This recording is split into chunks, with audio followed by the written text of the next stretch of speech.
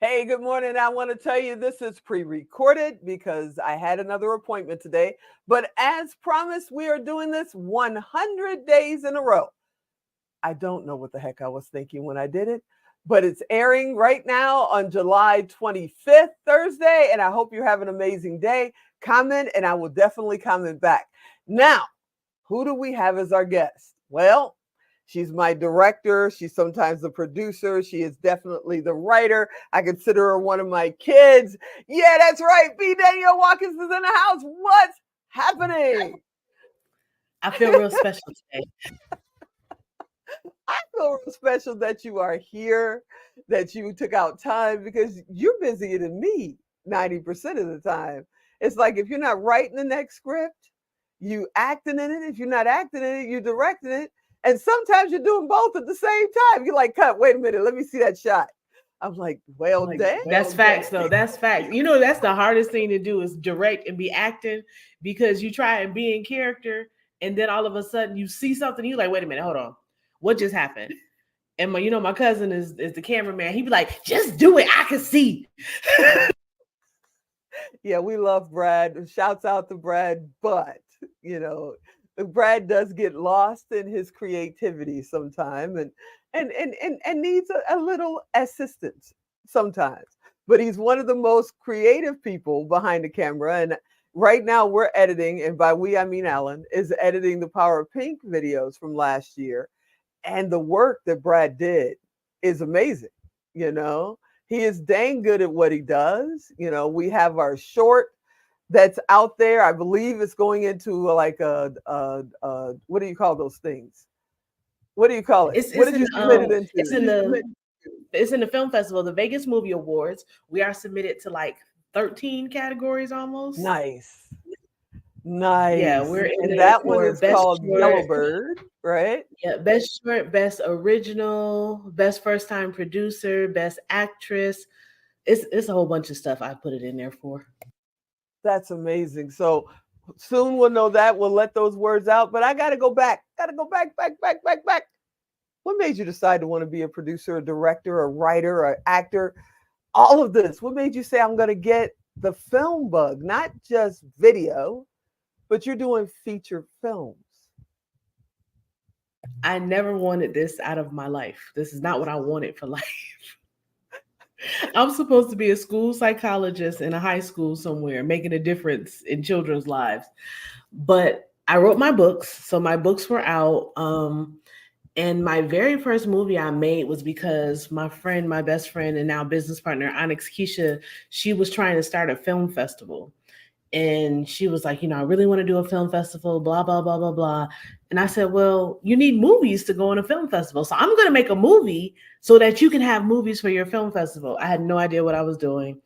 I made that movie on $400. My DP was filming Game of Thrones at the time. So I found the most amazing people for $400. I Googled how to make a production packet to make these people believe I knew what I was doing. And I didn't. No. Yes, it was amazing. Googled how to make a production package. And the dude that worked on he's also the guy I did Crescent Gang and Higher Spirit, aka Come Home for Christmas. We had a business relationship after that now, but in that moment when I gave him the packet, he had worked on like the Star Wars movies. He had worked on so much stuff. He said, Disney's production packet doesn't even look like this. I said, damn, I oversold myself. Now, what would you tell somebody right now that is not, they don't have, I know people, people too, that don't even have a QR code that's connected to a fan page somewhere on Facebook for free that explains what the heck it is they want to do, but they're always talking about, I want to do this, I can't get hired, nobody takes me seriously. And you say, well, where's your package? They go, well, I don't have money for that. You're a perfect example of take some steps. What would you tell somebody who is literally just standing still because they're waiting for their fairy godmother to come along and give them $50 to create a package? Do you know who Rocky Carroll is? The actor Rocky Carroll? Yeah. So I was at a film festival in LA. Okay. And Rocky was on stage talking while we were there. And he told this story, and it's kind of similar to mine, but this is what I would tell them. You have to sell yourself. You have to believe. Even if nobody else knows anything about you, if you walk in a room full of people and you believe that you're a filmmaker, that's what you tell people, and you need to present as such, right? So I would tell them, just like I did, pretend. You got to fake it till you make it. That's real. And Wow. that's how you learn, because you have no choice. Because I got on set and everything was set up. I had rehearsals. I had made these people good, and we got on set and I didn't know to say action. So everybody's ready and sitting, and he looking at me like this, and I'm just grinning. This is nice. This is really I've nice. had moments like that. This is really amazing. He said, you gonna call it? You like, call who? And he was like, okay, sound. I said, yes, sound. Oh, Camera, that's hilarious. action. Bet. That sounds good too. That sounds good too. I have to tell you, I got to share a story. The first time I shot a talk show, I hired my producer, AKA camera guy, from the Yellow Pages. Yes, it was that long ago. Out of the wedding videography section, because there is no film section in the phone book. Okay.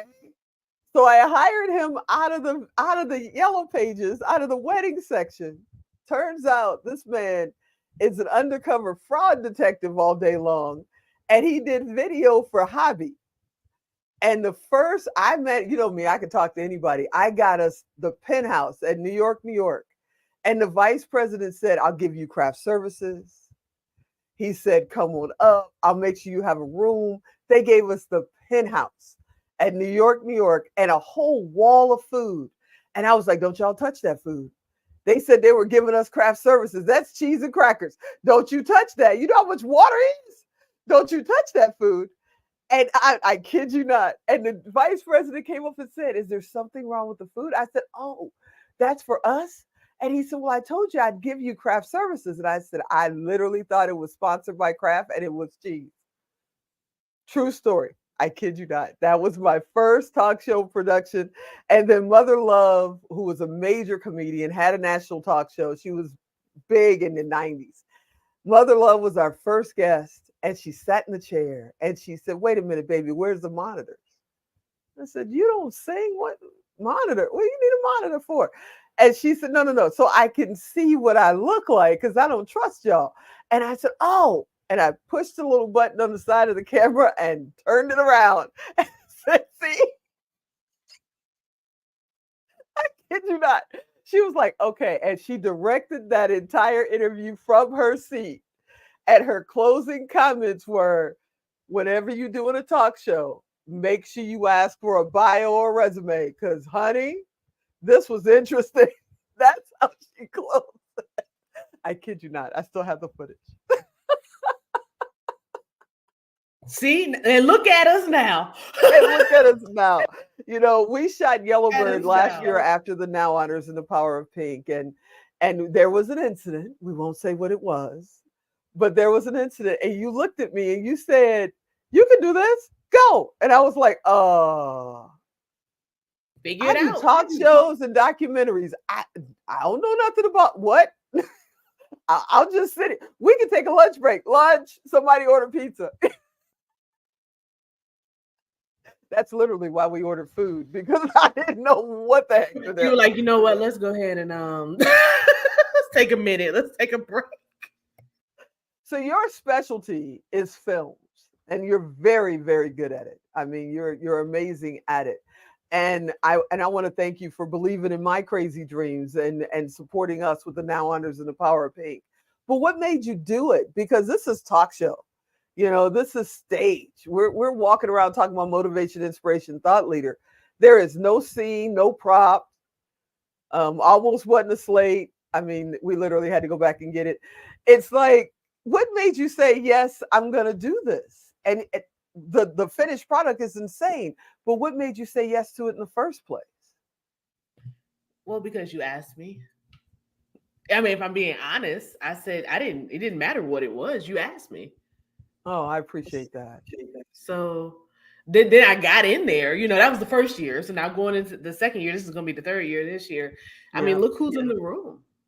exactly. And Yeah, it's almost look at what I'm directing. Look at what I'm seeing. Look at what I'm exposed to because I said yes. You know what I mean? yeah, So that's fun. absolutely. Absolutely. And then last year we had the honor of honoring you as the rising star. And I remember telling you that, and you were like, "Who is?" And I'm like, "You are." You're the rising star. What was it like to switch places and go from director of the event to actually being a part of the fabric of the event? You're part of that history now. You're class of 2023 for the Now Honors. What did that feel like? Well, I did both because I was still directing until it was my turn. Then I accepted my award. Then I went back to the table, like, okay, what's next? Right? She literally did. She was like, "Okay, what's next?" That was my part. I totally get And that. I made You it know, happen. I mean, it was amazing. First of all, it's amazing to have been honored because I still am like, out of all the people doing something in the world, why me? But at the same time, the class of 2020, 2023, that's who I was with. mhm. Where, I mean, that's us now. Like I'm a part of us.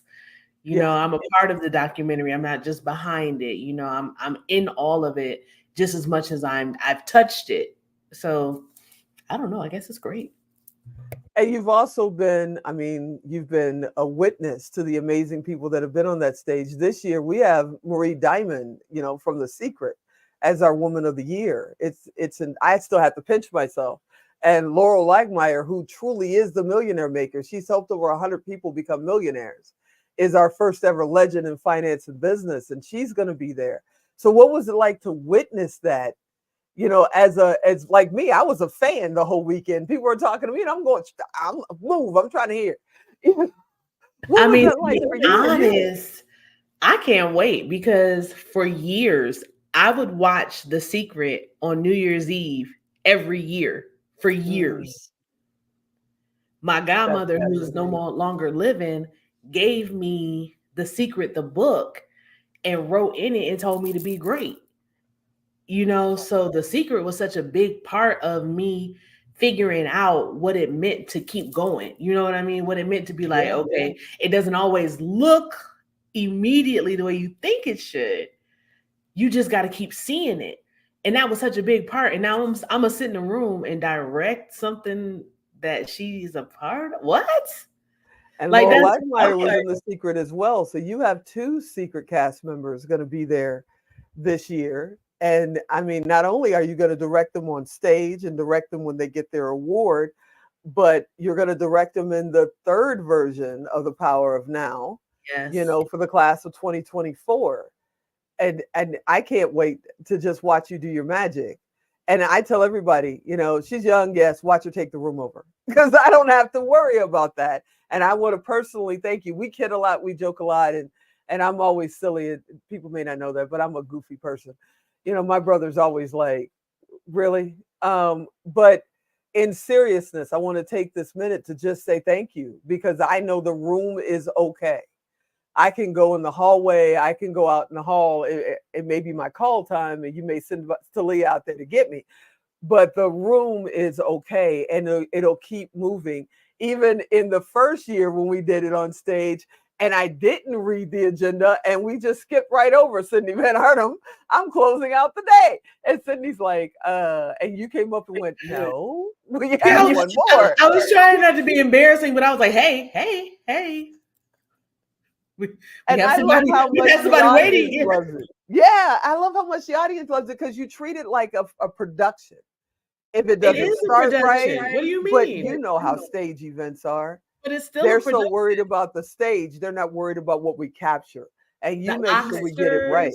This is Yeah, no different than the Oscars and all of that. It is still a production. Even big seminars and all of that. There's no difference.